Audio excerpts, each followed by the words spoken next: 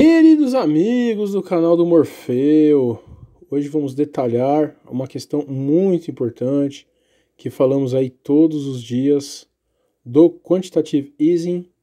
Essa vai ser uma aula realmente de economia para entender, antes de mais nada, como os bancos funcionam, como é injetado o dinheiro na economia, como que o dinheiro é gerado aí do nada, né, pelos bancos e pelo Quantitative Easing.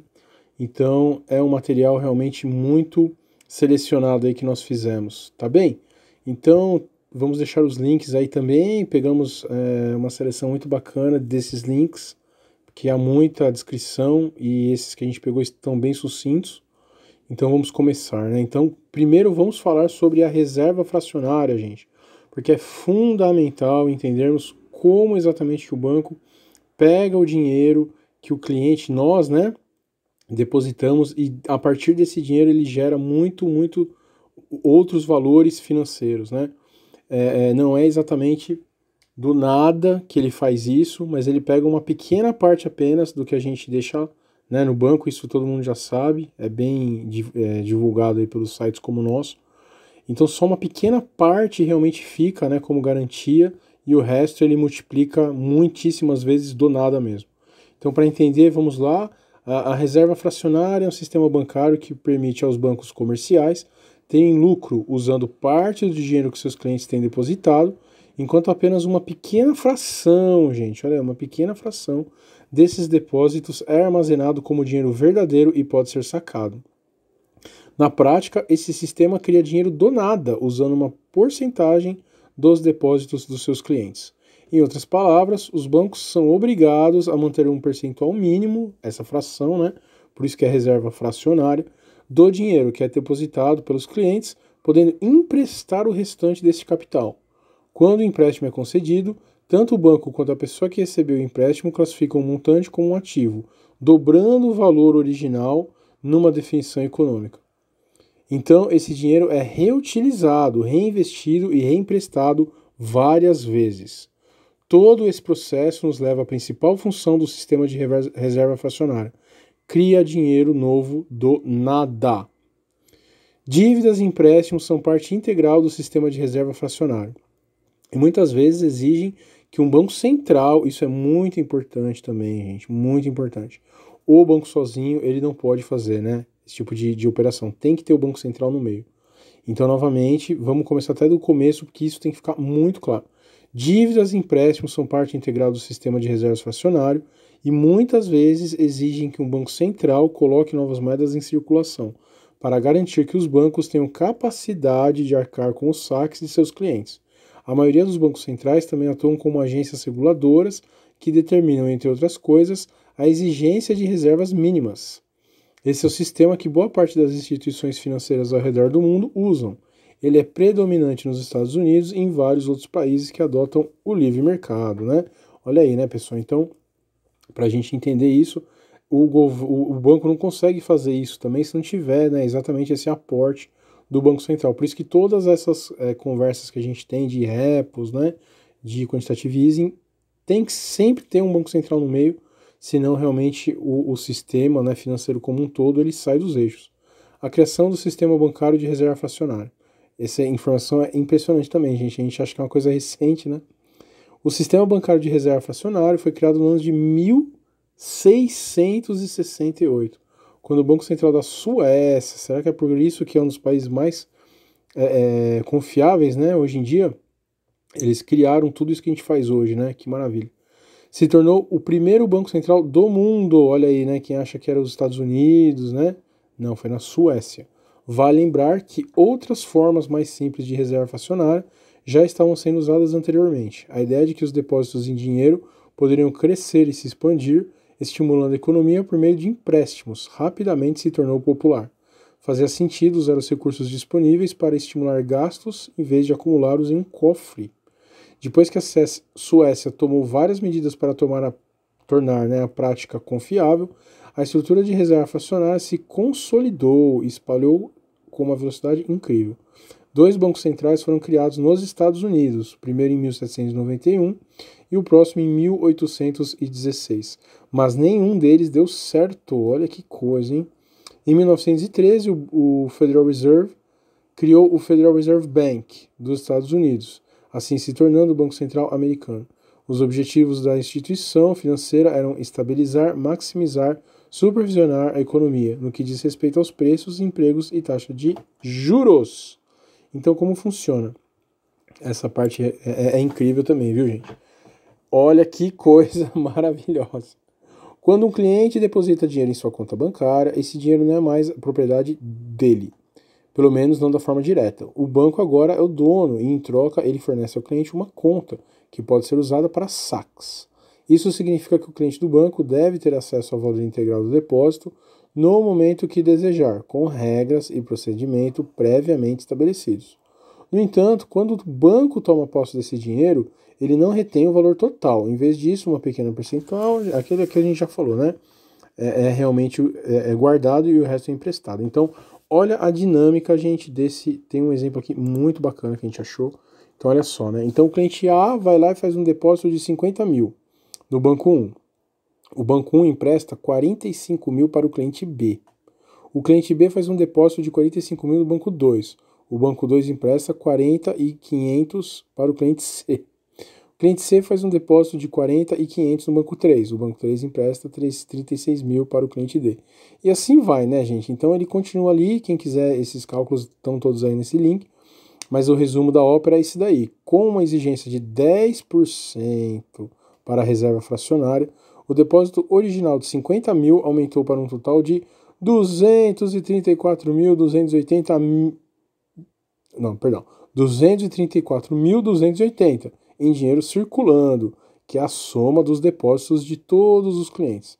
Embora esse seja um exemplo bem simples de como um banco gera dinheiro através da multiplicação, ele demonstra a ideia de forma geral. Sim, pessoal, sim. Isso não nos parece uma pirâmide financeira? Que é isso, Morfeu, não fale uma coisa dessa. Observe que o processo é baseado no valor principal da dívida.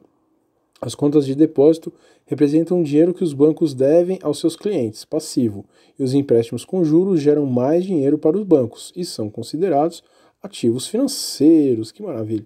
Simplificando, os bancos ganham dinheiro gerando mais ativo em forma de empréstimo do que o montante guardado pelos clientes em suas contas. Isso é uma coisa um pouco óbvia, mas é exatamente assim que funciona. E sobre a corrida aos bancos? E se todos os clientes de um determinado banco decidirem aparecer e sacar todos os seus saldos? Esse efetivo é mais conhecido como corrida aos bancos. E já que o banco só precisa manter uma pequena, gente, isso que importa, né? Que tem que estar na nossa mente, uma pequena fração dos depósitos dos seus clientes, isso provavelmente causaria a falência da instituição devido à impossibilidade de cumprir suas obrigações. Quem não conhece, né, gente, essa corrida ocorreu na Grécia. Sempre que tem um problema maior, ocorre a ameaça disso, né? E por isso que a gente, na nossa carteirinha, sempre diz que é necessário ter uma parte do nosso patrimônio fora das instituições financeiras. Para que o sistema de reserva fracionária funcione corretamente, é imperativo que os clientes não corram até o banco para retirar ou acessar todos os seus depósitos simultaneamente. Embora várias corridas aos bancos tenham ocorrido no passado, não é um comportamento habitual, lógico que não, porque a mídia, né, deixa o povo bem quietinho e calmo. Normalmente os consumidores só tentam sacar todo o dinheiro se acreditam que o banco está com sérios problemas de solvência. Nos Estados Unidos, a Great Depression, a Grande Depressão, é um exemplo notório da devastação que uma retirada maciça pode causar. Hoje, as reservas mantidas pelos bancos são uma das maneiras pelas quais eles trabalham para minimizar a chance disso ocorrer novamente. Alguns bancos detêm mais do que o mínimo obrigatório na reserva para melhor atender às demandas dos seus clientes e fornecer acesso imediato aos fundos depositados. Claro, bancos gente boa, né, pessoal? Tem que deixar 10%, ele deixa 15%. Deixa bem mais, né, para ficar um banco sólido, maravilhoso.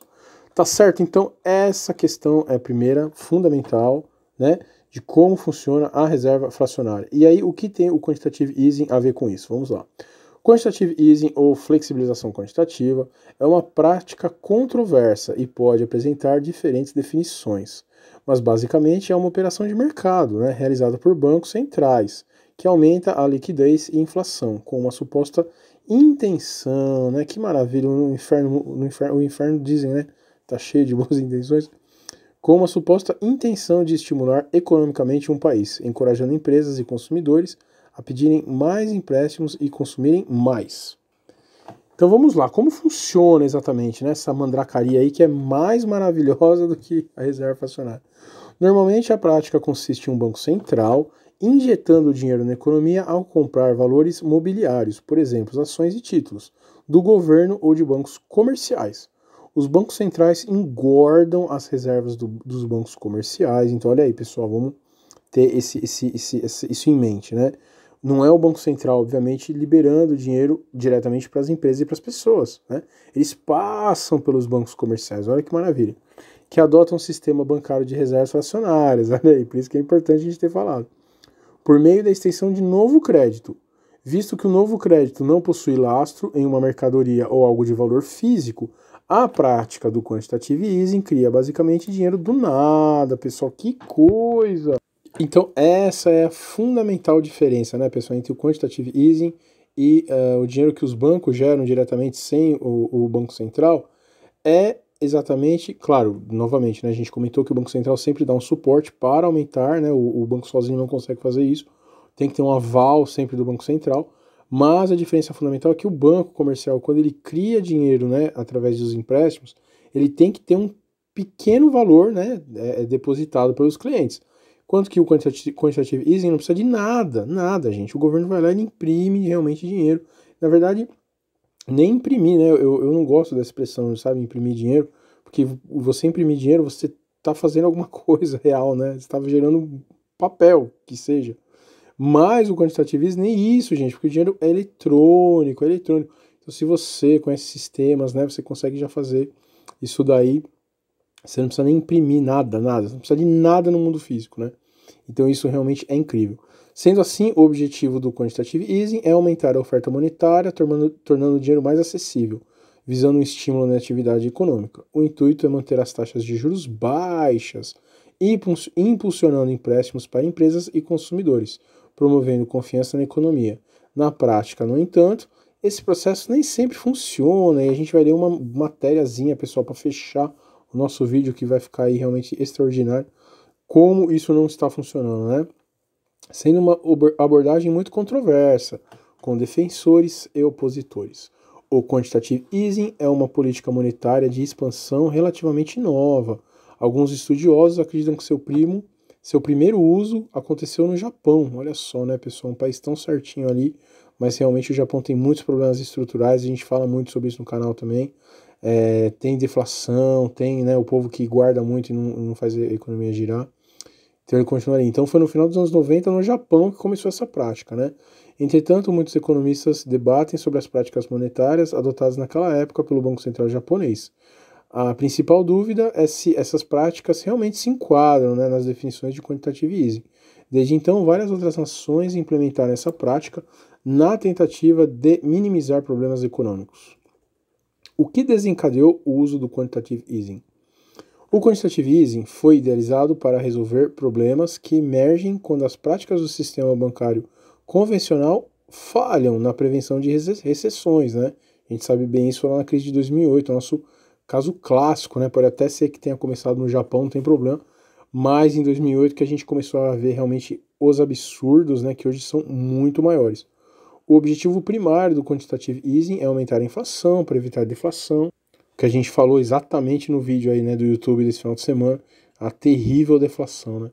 E o ajuste na taxa de juros é uma das principais ferramentas que os bancos centrais usam para manter a inflação sob controle.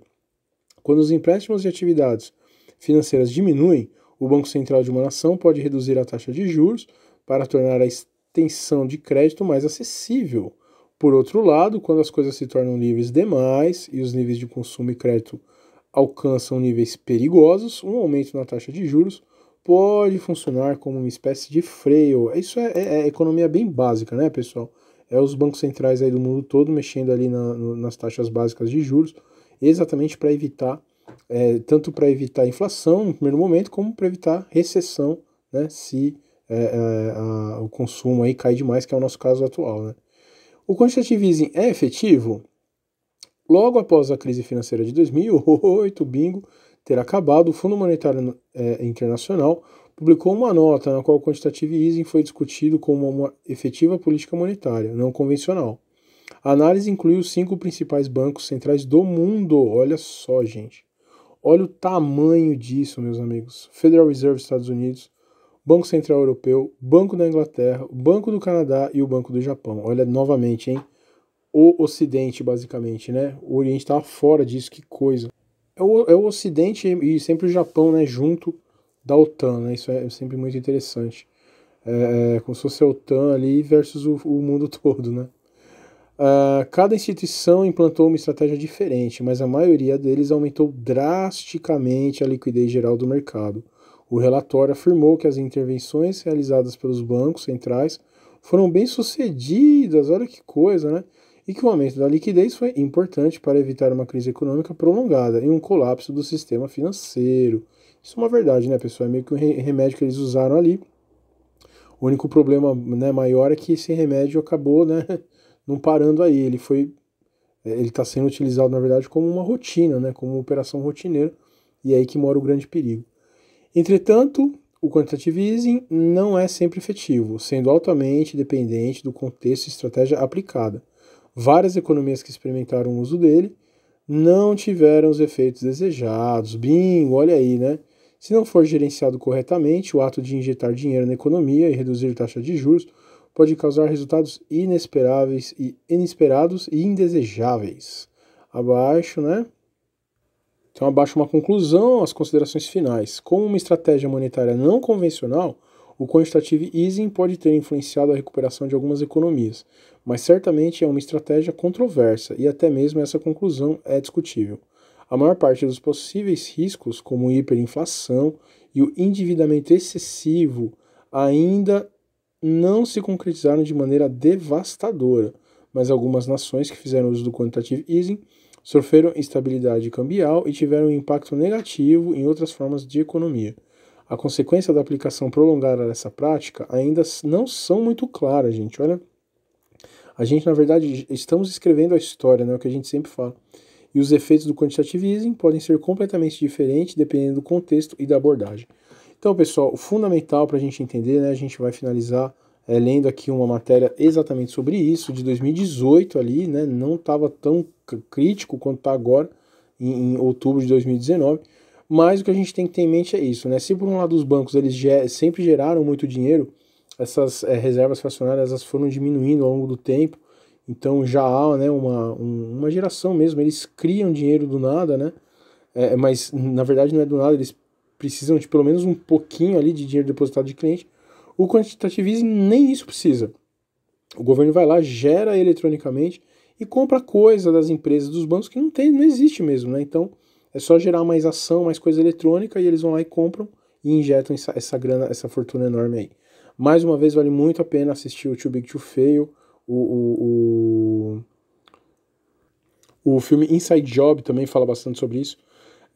A forma, né, que depois da crise de 2008 ali, o governo americano foi lá, ele chamou os bancos e falou que ia liberar o quanto os bancos precisassem, né? Isso é muito importante também, a gente vê esse exemplo. É o melhor exemplo documentado aí na nossa opinião. Maravilha, então vamos finalizar com essa reportagem aqui muito interessante, olha só. A ilusão americana, o grande problema da economia dos Estados Unidos após a forte recuperação. O cenário parece temerário, uma vez que, após uma década de recuperação, o grande crescimento econômico que levaria a relação dívida-PIB a cair não veio.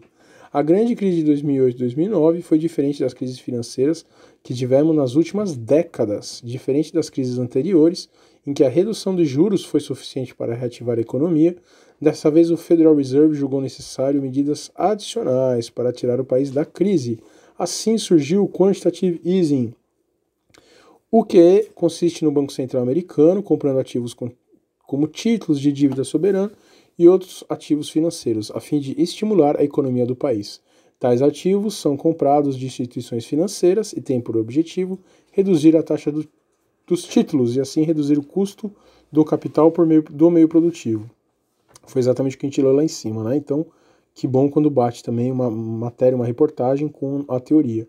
Conforme pode ser observado abaixo, o balanço do Fed expandiu rapidamente a partir de 2008, atingindo seu ápice em 2015, quando atingiu aproximadamente 4,5 trilhões de dólares em ativos, e vem reduzindo nos últimos meses por meio do quantitative tightening, né? Quem gosta aí de música, né? Quando fala hold me tight, né? Me abrace forte, apertado.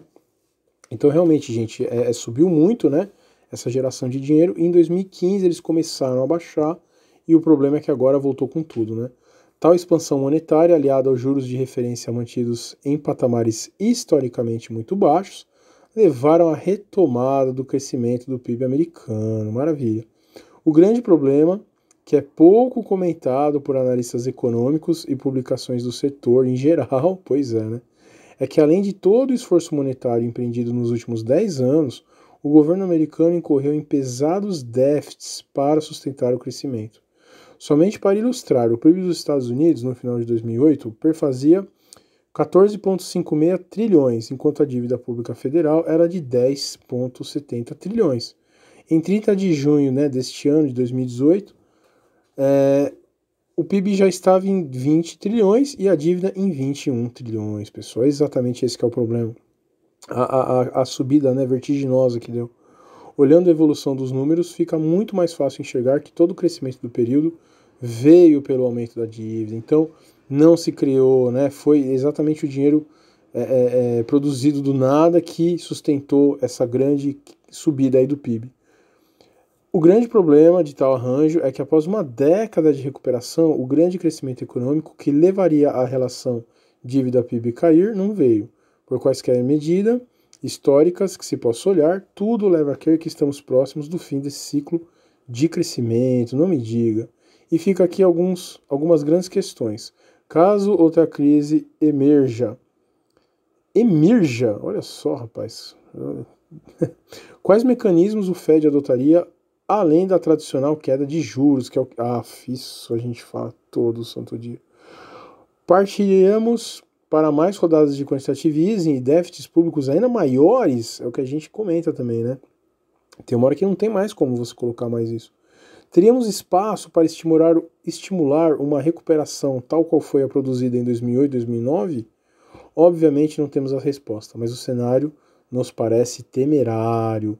Por ora, seguiria as sábias palavras de Jorge Benjor: prudência e dinheiro no bolso. Canja de galinha não faz mal a ninguém. Exatamente, pessoal.